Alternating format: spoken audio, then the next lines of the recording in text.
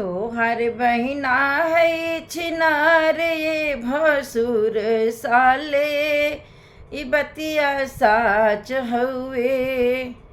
तोहार बहिना है छिनार ये भसुर साले की बतिया साच हउए।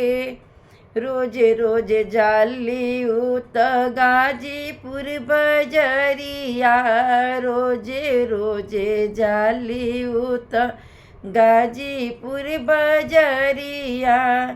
10-5 लड़िकन के मारेली नजरिया, 10-5 लड़िकन के मारेली नजरिया। उनकर आदत हवे खराब ये भसुर साले की बतिया साच हउए।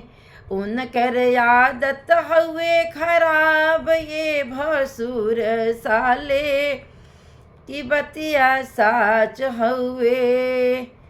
तोहार बुआ है छिनार ये समधी साले की बतिया साच हउए।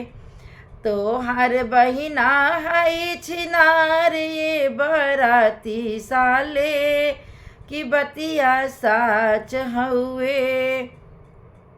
रोजे रोज जाली उ बनारस बजरिया, रोजे रोज जाली उ बनारस बजरिया। 10-5 लड़िकन के मारेली नजरिया, 10-5 लड़िकन के मारेली नजरिया। उनकर आदत हउए खराब ये समधी साले की बतिया साच हउए।